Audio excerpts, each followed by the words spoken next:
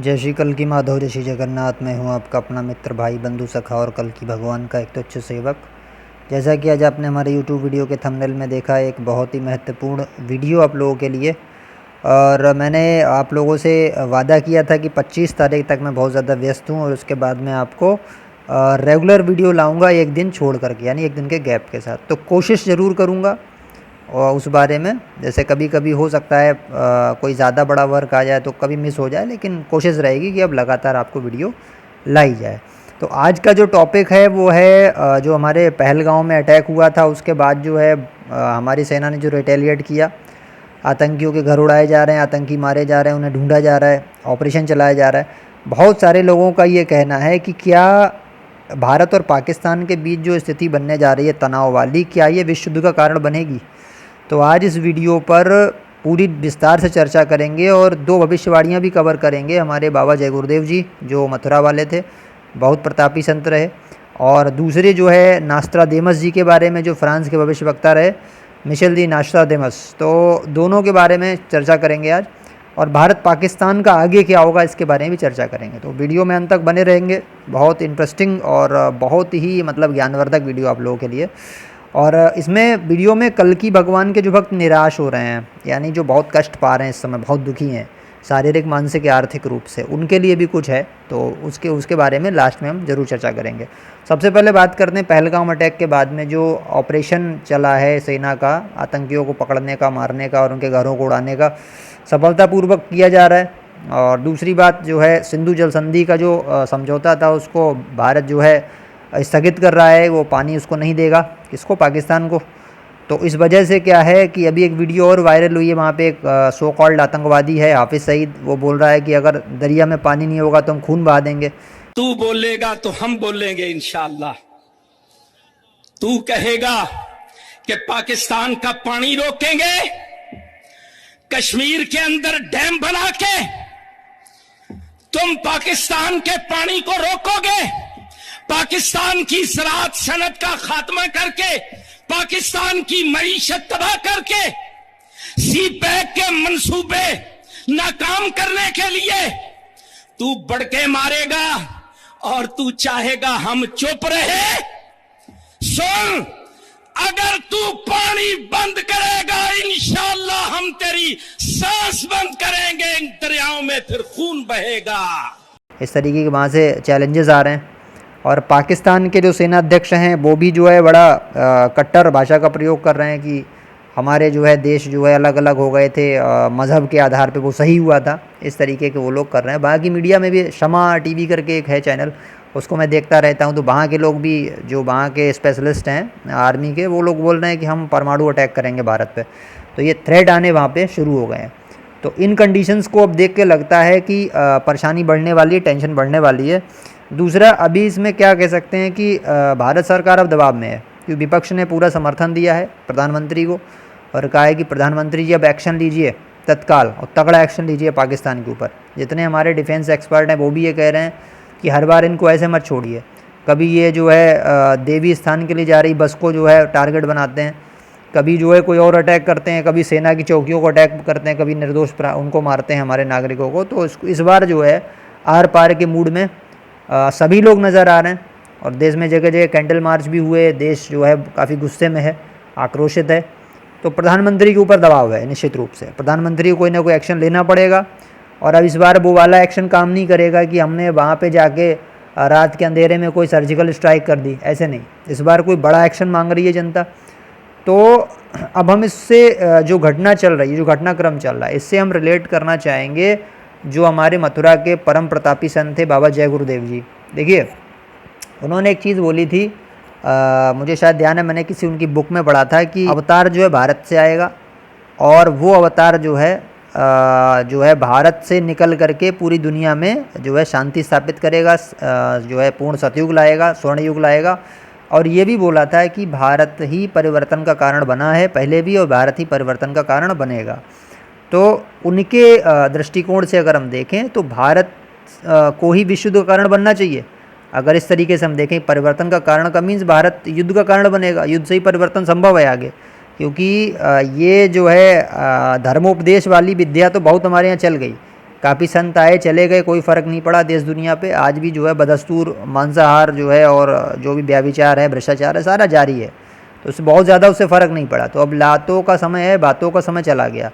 तो उनके अनुसार अगर हम ये कहें कि जो उन्होंने बोला था कि परिवर्तन जो है वो भारत से हुआ है और अब आगे भी जो है परिवर्तन भारत को ही बनना पड़ेगा, परिवर्तन का केंद्र बिंदु। तो उस तरीके से देख सकते हैं कि भारत पाकिस्तान का युद्ध मे भी वर्ल्ड वॉर में बदल सकता है। दूसरी कंडीशन, हम अगर मिशेल द नास्ट्राडेमस की बात करें, उनकी प्रोफेसीज़ वगैरह काफ़ी चर्चा में रहती हैं। हालांकि मैं विश्वास नहीं करता हूँ ज़्यादा भविष्यवक्ताओं पर, जो विदेशी भविष्यवक्ता हैं। हमारे देश वालों पे तो भरोसा करता भी हूँ, लेकिन विदेशियों पे नहीं करता। बट फिर भी हम उनको एक डिकोड करेंगे। उन्होंने एक चीज़ बोली थी कि उन्होंने भी बोला कि भारतवर्ष में अवतार होगा, और उन्होंने ये बोला कि भारतवर्ष से एक प्रकाश निकलेगा जो पूरी दुनिया में छा जाएगा, भारत ही शांति लाएगा। मतलब भारत को ही उन्होंने केंद्र बिंदु बनाकर, और अवतार के बारे में बोला कि 3 जो है ओर से समुद्र से घिरे हुए राष्ट्र में उसका जन्म होगा। तो उन्होंने ही भारत को केंद्र बिंदु बनाया था पूरी तरीके से। और पाकिस्तान के बारे में जो है जय गुरुदेव जी ने ये बोला था कि बांग्लादेश और पाकिस्तान दोनों समाप्त हो जाएंगे। तो ये भी कंडीशन थी। तो कहीं ना कहीं अब ये लगता है कि भारत परिवर्तन का कारण बनेगा अगर हम भविष्यवक्ताओं की माने। और उस परिवर्तन की शुरुआत कैसे होगी? मैंने एक और भविष्यवक्ता थे, कोई उनको भी डिकोड करना चाहूँ, उनका नाम मुझे याद नहीं आ रहा। उन्होंने बोला था कि भारत जो है युद्ध करेगा नहीं, भारत पर युद्ध थोपा जाएगा। तो वो कंडीशन अब नज़र आ रही है कि भारत पर युद्ध जो है थोपा जा रहा है। कि भारत के ऊपर ऐसे अटैक्स होंगे तो जाहिर सी बात है कि गवर्नमेंट कुछ ना कुछ एक्शन लेगी। इसी तरह उन्होंने इजराइल पे भी युद्ध थोपा। आप देखिए, वहाँ वो अपना फेस्टिवल मना रहे थे, ये लोग अपना पैराशूट लेके उनके ऊपर कूद पड़े और बहुत सारे लोगों को, निर्दोष लोगों को उन्होंने मौत के घाट उतार दिया। तो इसी तरीके से अब ये लग रहा है कि भारत पर युद्ध थोपा जा रहा है। और अगर जो है इस बार भारत पाकिस्तान का युद्ध आगे बढ़ गया, क्योंकि अभी आपने देखा होगा कि एक दिन रात में क्या हुआ है, जो जब इन्होंने सिंधु जल समझौते को जो है स्थगित किया है, उसी रात में पाकिस्तान की ओर से ज़बरदस्त फायरिंग हुई और भारत ने भी रिटेलिएट किया। दोनों तरफ से खूब रात भर फायरिंग हुई है। तो उस लिहाज से अब ये लग रहा है कि कहानी जो है ख़राब होने जा रही है। अगर भारत ने एक्शन लिया, और लेना पड़ेगा क्योंकि प्रधानमंत्री जी पर दबाव है, और कोई एक्शन अगर ऐसा लिया गया और उस एक्शन के बाद में पाकिस्तान भी ये बोल रहा है कि हम रिटेलिएट ज़रूर करेंगे, ऐसा नहीं छोड़ेंगे, और अगर भारत ने कोई तगड़ा एक्शन लिया, जैसे सपोज़ करिए POK को उन्होंने ले लिया, तो ये बहुत तगड़ा एक्शन माना जाएगा। और उसके बाद फिर क्या होगा? उसके बाद आप जानते हैं क्या होगा? रिटेलिएट होगा उधर से, क्योंकि उनको चीन का समर्थन प्राप्त है। चीन ने उनको बोल रखा है कि हम आपको पैसे से, मिसाइल से, वेपन से, आपको हम 5th जनरेशन के फाइटर जेट से मदद करेंगे, आप लड़िए। तो चाइना का हाथ उसके ऊपर है। तो ये स्थितियाँ बिगड़ती हुई यहाँ से नज़र आ रही हैं, बहुत ज़्यादा बिगड़ जाएंगी अगर यहाँ से एक तरफ से वॉर का आगाज़ हुआ भारत की ओर से, उधर से रिटेलिएट हुआ। हालांकि आगाज़ पाकिस्तान ने किया है, लेकिन पहले अटैक कौन करेगा अब ये देखने वाला है, देखने वाली चीज़ होगी, क्योंकि सेना की ओर से अटैक होगा। दूसरी बात, अभी हम काशीनाथ मिश्रा जी की बात करें, रिसेंटली उनका एक चैनल है, उस पर मैंने देखा था एक वीडियो। हालांकि काशीनाथ मिश्रा जी ने अपने पुत्र को कल्कि बनाकर बहुत बड़ी गलती कर दी, लेकिन उन्होंने कल्कि जी का प्रचार भी किया, कहीं ना कहीं डिकोड करते हैं भविष्यवाणियों को। तो उन्होंने एक अभी बहुत महत्वपूर्ण बात अपनी बताई कि इंडिया पाकिस्तान का पहले छाया युद्ध होगा। उन्होंने उड़िया का कोई उसमें श्लोक भी पढ़ा, बोले इसमें ये लिखा हुआ है कि इंडिया पाकिस्तान का पहले छाया युद्ध होगा। छाया युद्ध का मतलब छोटे छोटे जैसे युद्ध, जैसे अभी सर्जिकल स्ट्राइक हो गई, फिर उधर से कुछ हो गया, कोई आतंकी हमला कर दिया, छोटे छोटे, लेकिन बाद में वो भीषण युद्ध में बदलेगा। और भीषण युद्ध में बदलेगा तब क्या होगा? पाकिस्तान अपनी मदद के लिए 13 इस्लामिक कंट्रीज़ को बुलाएगा और चाइना को बुलाएगा। वहाँ से फिर कहानी बहुत ख़राब होने जा रही है, क्योंकि भारत पे फिर वो चीज़ भारी पड़ने वाली है। और भारत को रशिया का समर्थन हमेशा मिला है, लेकिन रूस ने पहले भी भारत चाइना युद्ध में ये बोला था कि मेरे दोस्त में और मेरे भाई में जब भी युद्ध होगा तो मैं किसी की तरफ नहीं रहूँगा, मैं निष्पक्ष रहूँगा, मैं शांति के साथ उसको हल करने की कोशिश करूँगा, लेकिन मैं युद्ध में किसी का समर्थन नहीं करूँगा। तो इसलिए रशिया न्यूट्रल रहने वाला है इस कंडीशन में। तो हमारे लिए बहुत बड़े जो है उसकी बात है, परेशानी की बात है। तो अमेरिका जो है एक बहुत ज़्यादा दोगला मुल्क है, उस पर भरोसा कर नहीं सकते आप। तो स्थितियाँ ख़राब होने जा रही हैं कुल मिला के। अगर हम देखा जाए पूरा नैरेटिव हम अगर देखते हैं इंटरनेशनल लेवल पर, यहाँ हम ये भी कह सकते हैं कि पाकिस्तान की स्थिति इस समय बहुत ख़राब है। मतलब भीख मांगने वाली स्थिति है, महंगाई बहुत ज़्यादा है, आटे के लिए लाइनें लगी थी पिछली 2 साल पहले मैंने देखा था वीडियो, तब से बड़ी स्थितियाँ ख़राब है। तो हो सकता है वहाँ के राजनेताओं ने सोची समझी साजिश के तहत ये सब करवाया हो, ताकि एक बार हम युद्ध में उलझा दें और पब्लिक का ध्यान डाइवर्ट कर दें। क्योंकि नेता लोग यही करते हैं कि पब्लिक का ध्यान डाइवर्ट करा जाए, वरना कोई बड़ी क्रांति ना हो जाए। बलूचिस्तान उधर उनका अपना हिस्सा मांग रहा है, वो कह रहा है हम अलग राष्ट्र बनाएंगे। तो ये सब चीज़ें जो है इसमें राष्ट्रवाद पैदा करने के लिए हो सकता है ऐसी हरकत की गई हो कि पाकिस्तान की जनता को राष्ट्रवाद के नाम पर लड़वा देंगे और उसके बाद जो हम अपना सत्ता बचा ले जाएंगे। और उधर इमरान खान समर्थित लोग भी जो अपना सर उठा रहे हैं लगातार, वो भी उनके यहाँ भी सिविल वॉर ऐसी कंडीशन हमेशा बनी हुई है। तो हो सकता है ये लोग जानबूझकर हमारे ऊपर युद्ध थोप गए। ये जो 28 लोग उन्होंने मारे थे ये वही षड्यंत्र था कि अब ये रिटेलिएट करेंगे और रिटेलिएट करते ही हम इन पे फिर जो अटैक करेंगे। और ये भी हो सकता है कि इसमें चाइना का पीछे से हाथ हो कि आप इनको उकसाइए, ये आप पे अटैक करेंगे, हम आपको समर्थन करेंगे, फिर वॉर स्टार्ट हो जाएगा। तो अभी जो मेरा मानना है, देखिए मैंने अभी सपना भी देखा था, मैंने वीडियो का कल जो है मैंने वीडियो आने से पहले सुबह में एक मैसेज डाला था कि मुझे सपने में दिखाई दिया कि भाई वहाँ पे फाइटर जेट एक घुसा है भारत की सीमा में और भारत के ही फाइटर जेट्स उसको घेर लिए चारों तरफ से और वो बड़ी मशक्क़त के बाद मार गिराया गया। तो ये मैंने देखा, बड़ा मैंने फील के साथ देखा है कि मेरे सिर के ऊपर से उड़ते हुए जा रहे हैं, इधर उधर से लड़ रहे हैं अब, और वहाँ पे तो ये सब चीज़ें मैंने देखी हैं। वो तो उसको देख के लग रहा है कि यार कहीं ना कहीं ये युद्ध जो है आगे बढ़ने जा रहा है, जो संकेत भगवान ने दिया है। और अगर ये युद्ध बढ़ता है तो मैं आपको बता दूं सबसे पहले क्या होने जा रहा है। सारे भविष्य वक्ताओं को स्टडी करने के बाद मैं जिस निष्कर्ष पे पहुंचा हूं वो ये है कि अगर भारत पाकिस्तान का युद्ध आगे बढ़ गया तो हो सकता है भारत अभी उनसे पीओके ले ले, हो सकता है भारत के दबाव में बलूचिस्तान अलग हो जाए, हो सकता है। और हो सकता है कि पाकिस्तान प्रत्यक्ष रूप से हार मान ले, क्योंकि उसके पास जो है ना अभी इतना जो है मशीनरी है, ना ऑयल है उसके पास, जेट उड़ाने के लिए भी उसके पास ईंधन नहीं है। तो हो सकता है अभी भी हार मान ले, अगर चाइना का सपोर्ट नहीं मिला तो, तब की कंडीशन बता रहा हूँ। लेकिन वो उसके दोबारा बाद, अभी मामला ठंडा हो सकता है पहले अटैक के बाद, लेकिन उसके बाद वो दोबारा तैयारी करके 13 मुस्लिम कंट्रीज़ को और चाइना को साथ में लेकर के दोबारा से भारत पर अटैक कर सकता है या दोबारा से हमला बोल सकता है। तो ये कंडीशन यहाँ पे बन सकती है, क्योंकि अभी तक भविष्यवक्ता सारे यही बता रहे हैं। और दूसरी कंडीशन यहाँ ये बन सकती है कि अगर ये चाइना और पाकिस्तान का सोची समझी साजिश है तो भारत अगर इसमें उलझेगा और भारत अटैक करेगा तो हो सकता है ये महंगा पड़े सौदा, क्योंकि अभी से उनकी तैयारी पहले से बन रखी हो और वो हमारे प्रत्युत्तर के लिए बिल्कुल तैयार बैठे हों। तो फिर लंबा खिंच सकता है युद्ध, और एक बार अगर भारतीय सेना युद्ध में उलझ गई तो फिर लंबा खिंचेगा। अच्छा, एक इसमें बहुत गंभीर मुद्दा ये आया, मैंने मेजर जनरल जीडी बख्शी साहब को सुना। मुझे अपनी भारतीय सेना से बड़ा प्रेम रहा शुरू से और सुभाष चंद्र बोस मेरे आइडल रहे। तो जीडी बख्शी साहब ने ये बोला कि हमारी सरकार ने क्या करा है, 3 साल में 60 हज़ार के साथ में 1,80,000 सेना डायरेक्टली हमने भर्ती नहीं की सैनिकों की, यानी 1,80,000 कम कर दिए। उसके बाद भी 43,000 केवल अग्निवीर लिए जा रहे हैं, 60,000 हमेशा रिटायर हो रहे हैं, 17,000 उधर से कम कर रहे हैं। तो उस तरीके से भी 40-50 हज़ार वहाँ से लॉस पहुँचाया। और जितने अग्निवीर लिए जा रहे हैं उसमें 25% कोई परमानेंट करेंगे, बाकी बाहर कर दिए जाएंगे। तो इसके लिहाज से उन्होंने कहा हमारी हाई एल्टीट्यूड की लड़ाई है चाइना से, पाकिस्तान से, और वहाँ पे मैन पावर की बहुत ज़्यादा ज़रूरत होगी। और भारतीय जो सरकार है बहुत बड़ी बेवकूफ़ी कर रही है, लगातार सेना को काट रही है, सेना को जो कम करती जा रही है। तो ये बड़ा दुर्भाग्यजनक है। और अभी हम जिनको जो है बहुत बड़ा अपना वो माने बैठे हैं ना, सरपरस्त माने बैठे हैं, हम ये माने बैठे हैं कि साहब वो हमारे आका हैं, बहुत बड़े वो जो है लीडर हैं, सम्राट हैं, ये भी पर्दा जो जिनकी भूल है वो उतरेगा।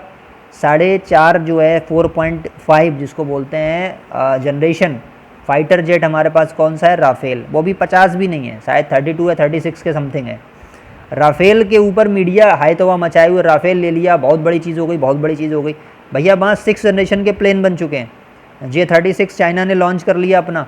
आप देखिए पहले AI आर्टिफिशियल इंटेलिजेंस से लैस वो विमान है और उसको रडार पकड़ नहीं सकती। तो आप सोच के ये बैठे हुए हैं कि आप जो है 3 ओर से हमला जब आप पे होने वाला है, सारे डिफेंस एक्सपर्ट भी बोल चुके, भविष्यवक्ता ही बोल चुके, भारत पे 3 ओर से एक साथ हमला होगा। तो 3 ओर से वॉर फ्रंट आपके पास खुलेगा। क्या आपके पास इतने फाइटर जेट हैं कि आप 3 ओर के हमले को रोक सकें? तो ये यहाँ पे एक बहुत महत्वपूर्ण प्रश्न उठता है। कहीं ना कहीं सरकार की ये कमी रही, उन्होंने थल सेना को भी कम किया और उन्होंने तमाम लगभग 20 से 25 लाख सरकारी नौकरियां सेंट्रल गवर्नमेंट की और स्टेट गवर्नमेंट्स की खाने के बाद, लोगों की पेंशन पुरानी खाने के बाद, उनको न्यू पेंशन में डालने के बाद, इसेंशियल जो हमारे फूड्स हैं या जो भी चीज़ें हैं उन पर भी GST लगाने के बाद, समझ रहे हैं, इंटरनेशनल मार्केट में जो तेल का रेट था उससे यहाँ पे ज़्यादा वसूलने के बाद, बहुत ज़्यादा वसूलने के बाद, हर प्रकार से जनता को चूसने के बाद भी अगर हमारे पास 5th जनरेशन का एक भी फाइटर जेट नहीं तो बहुत शर्मनाक और डूब मरने की बात है ये। हमारे पास क्या है, हमारी सेना आज फाइटर जेट्स की कमी से जो है जूझ रही है। लेकिन बस वही बात है, नेताओं को क्या, वो तो एसी में बैठेंगे। और हमेशा वॉर टेक्नोलॉजी से अब जीता जा रहा है। पहले भी था, अंग्रेज़ों से हमारे राजा हार जाते थे, हमारे पास पैदल घुड़सवार होते थे, लंबी फौज होती थी, उधर से तोप और वो होते थे, बंदूकें होती थी, धराशायी कर देते थे, हरा देते थे। तो हमेशा टेक्निकल वॉर जीता है। आज हमारे पास बहुत बड़ी मात्रा में फाइटर जेट्स की कमी है और मैन पावर के जो सोल्जर्स हैं उनकी भी कमी हो गई है। तो ये बहुत बड़ी गलतियाँ हैं, उसका दंड ना भोगना पड़े, मैं भगवान से इसे प्रार्थना कर सकता हूँ। लेकिन मुझे ऐसा लगता नहीं है कि अब भारत के लिए बहुत ज़्यादा कुछ अच्छा होने जा रहा है। मैं जब भी 5 वर्ष बाद का भारत देखता हूँ तो मुझे जो है रोना आता है, ऐसी स्थिति में उसे देखता हूँ। और जब 10 वर्ष बाद का भारत देखता हूँ अपने चिंतन में, तो मुझे खुशी होती है कि वो विश्वगुरु है ना। लेकिन वो विश्वगुरु बनने की जो बीच की राह है वो इतनी खतरनाक है, इतनी भीषण है, इतना उसमें संघर्ष है, इतना उसमें रक्तपात है, इतना उसमें भयावहता है कि आदमी अगर उसको देख ले, शायद अगर फ्यूचर कोई ट्रैवलर हो, फ्यूचर में जाके देख ले तो उसकी रूह कांप जाएगी, इतनी भयानक दर्दनाक आगे चीज़ें होने जा रही हैं। तो कुल मिलाकर रिजल्ट यही है कि अगर ये वॉर होगा आगे तो किसी भी दशा में भारत के लिए ये फ़ायदेमंद साबित नहीं होने वाला है। ये मैं आज बता दे रहा हूँ आप लोगों को, चाहे भविष्य मालिका के तौर पे ले लीजिए, चाहे दूसरी प्रेडिक्शंस के तौर पे ले लीजिए। और मैं दिल से चाहता था ये वॉर ना होता, किसी दूसरे फ्रंट के द्वारा वर्ल्ड वॉर शुरू होता, जैसे जो इजराइल और गाज़ा का वॉर चल रहा है, चाहे रशिया यूक्रेन का वॉर चल रहा है। अगर उधर से थर्ड वर्ल्ड वॉर शुरू हो जाता तो हमको इतनी ज़्यादा नुकसान नहीं झेलना पड़ता। बट अगर इंडिया पाकिस्तान के युद्ध से वर्ल्ड वॉर शुरू हो गया तो हमको बहुत ज़्यादा नुकसान उठाना पड़ सकता है। इसीलिए मैं ये कह रहा हूँ कि जो भी सरकार को कदम उठाना चाहिए, बहुत सोच समझ के उठाना चाहिए। अच्छा, दूसरी बात, अब हम उसके बारे में चर्चा करेंगे कि बहुत सारे लोग बोल रहे हैं कि एक शायद हमारे भोलेनाथ जी करके थे कोई, उन्होंने बोला था कि साहब बहुत ज़्यादा शारीरिक रूप से परेशान है, मानसिक शांति नहीं मिल रही है, चिंताएं लगी हुई हैं। कुछ लोग बोलते हैं भैया हमारे पेपर्स आने वाले हैं, हम नौकरी की तैयारी करें ना करें। मैं बहुत बार आंसर दे चुका हूँ। देखिए सर, जो मानसिक पीड़ा है, शारीरिक पीड़ा है, मैंने पहले बोला नारायण नाम जपने से दुखों से लड़ने की शक्ति प्राप्त होती है। जो हमारे अजामिल भक्त थे उन्होंने जपा और उससे उनको जो है, हालांकि उन्होंने बहुत पाप किए बट उनको अच्छी गति प्राप्त हुई। और दूसरा फिर ओम नाम का जाप तो हर उसमें है ना। और मोक्ष प्राप्ति के लिए एक जो कि शून्य की अवस्था, जो मैं पहले बता चुका हूँ। तो ये साधना के कुछ प्रोसेस है, अगर इनसे हम करें तो हमें मानसिक शांति मिल सकती है और दूसरा शारीरिक कष्टों से मुक्ति मिल सकती है, भगवान की कृपा प्राप्त हो सकती है। और बाकी जो ग्रह क्षेत्र खराब होते हैं उसको मैंने पहले ही बोला, गाय को रोटी देना है ना, चींटियों को आटा डालना, पक्षियों को दाने डालना, मछलियों को गोलियां डालना आटे की। तो इससे क्या होता है, राहु केतु या दूसरे ग्रह हैं जो शनि देव हैं, अपने गुरुजनों की आदर करना, माता पिता की सेवा करना, इससे हमारे ग्रह संभलते हैं तो हमारी पीड़ाएं दूर होती हैं। मैंने पहले ही बोला, ये बहुत सारे ऐसे जो परमार्थ के कार्य हैं ये बहुत अच्छे होते हैं, इससे हमारी गति अच्छी होती है इसे कर्म करने से। और दूसरी बात यह है कि जो लोग मतलब ये कह रहे हैं कि आगे करें या ना करें, भैया करते रहो, सब कुछ करो, जो काम दिया है भगवान ने सौंपा है। कल ड्यूटी चेंज होगी, दूसरी ड्यूटी मिल जाएगी, क्यों परेशान हो। आज ड्यूटी दी है आपको जॉब करने की, आज ड्यूटी आपको दी है पढ़ाई करने की, आज ड्यूटी दी है आपको गृहस्थी का पालन करने की, उसमें लगे हुए हो। विभीषण कर रहा था, नहीं कर रहा था, विभीषण मंत्री था उसके रावण के दरबार में, तो अपनी ड्यूटी का पालन कर रहा था। भगवान ने चाहा उसकी ड्यूटी वहाँ से ख़त्म की जाए तो लात मार के भगा दिया गया। तो वहाँ से ड्यूटी ख़त्म हुई, फिर नई ड्यूटी दे दी गई कि भैया अब राम की सेना में के काम करो, तो वहाँ पहुँच गए। तो इसी तरीके से जो अभी कार्य सौंपा है उसमें तन्मयता के साथ अपना लगे रहिए, पढ़ाई में, जॉब में, जो गृहस्थी पालन में हर काम कीजिए। कोई ऐसी सोचने वाली चीज़ नहीं है। जब समय आएगा भगवान आपकी ड्यूटी चेंज कर देंगे, फिर उस परिवर्तन को स्वीकार कर लेना, भाई हम दूसरी जगह शिफ्ट हो जाएंगे, अपना दूसरा काम जो हमें प्रभु देगा, जिस हाल में रखेगा हम उसमें संतुष्ट हैं।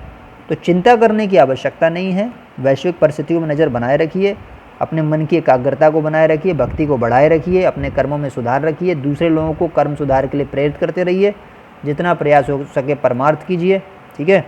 और इन्हीं शब्दों के साथ आज वीडियो ख़त्म करेंगे। आप लोगों का क्या मानना है, क्या भारत पाकिस्तान की युद्ध जो है वर्ल्ड वॉर में बदल सकता है, और क्या ये वर्ल्ड जो है ये बहुत बड़ा युद्ध हो सकता है आगे, कैसी परिस्थितियाँ बन सकती हैं, आप ज़रूर कमेंट बॉक्स में लिखिए। कमेंट बॉक्स में अपने आराध्य देव का नाम अवश्य लिखिए।